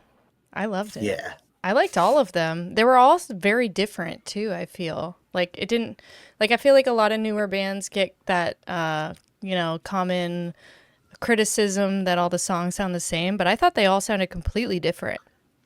yeah. Every song here is going to have its own space to breathe, and I'll be the first one to say it. Like, every song on the EP is supposed to stand on its own. It's meant to be its own thing. And at the listener perspective, like, I want you to be immersed in a different world every time you're listening to the song. Nice. But see, it's something where the songs stand on their own, but they also can be construed as a one giant story. Right. Mm-hmm. Yeah, so Love that. I think the novellas that you're doing are going to really tie it all together in a way that you don't normally see from metalcore albums like this, unless it's like a concept album, like, Black Veil Brides, how they're doing like kind of a fantasy world type thing. Right. Yeah. Really cool stuff. Awesome. Well, thank you guys for Yeah. coming on my show today. thank you for having us. It's been a blast. I appreciate you, Laila. Thank you. Yeah, this was really fun. Antal has a question. Question for Sydney, if I may. With whom do you identify yourself more? Fat Mike from NoFX or Tatiana Schmalik from Ginger, or neither, or both, or none of my business? Both, primarily Tatiana. I worship the ground that woman walks on. Period. Don't we all? She is the moment. She is life. She is everything. Shrek can fuck off because she is love. She is life. Period. Like, she is, yeah. I mean, but I love Mike from NoFX. Right. I do love NoFX, but Tatiana, hands down, every day that ends in Y. Every single fucking day. Antal said, here, gonna see her in January. Lucky. Oh, yeah. I'm so jealous. I'm jealous, man. It's like seeing a goddess in real life. It is. It really is. Crazy. It's kind of like what I see. It's kind of like what I feel when I see Laila in the stream. That's definitely how you treat me when you see me in stream. Sometimes I can barely pronounce the words you're using to describe me because they're just so elegant and beautiful, pretty. Those are boring words. That's true. Every woman has heard I'm beautiful, you're pretty. They've all heard that stuff. I try to bring you some stuff you haven't heard yet. It's true. That is true. And you always do. Antal said, second time, first time as supporting act with... I'm so bad with the acronyms. BFMV. That's Bullet for My Valentine. Bullet for My Valentine. There you go. Badass. That's sick. Sick. All right. Well, GG's, guys. Thank you so much for coming on. I'm going to close out the stream. And one thing before you go. Yes. One thing before we go. That song I told you about that's going to be coming out, we will be back to premiere it here. Period. Let's go. Can I get a round of applause? We're so stoked for it. You heard it. They're going to be debuting that single here. So make sure you watch out. If you're in the Discord, that's the best way to know when I'm going to have my guests on the show. Thank you guys for being my first duo, by the way. I've never interviewed two people on my show. It was my pleasure. It was great. An absolute pleasure. I adore you to bits. I adore you guys. This was so fun. All right. Well, we're going to... This was fun. I can't wait for the next one. Absolutely. All right. We're signing off, guys. Have a great rest of your night, everybody. Bye.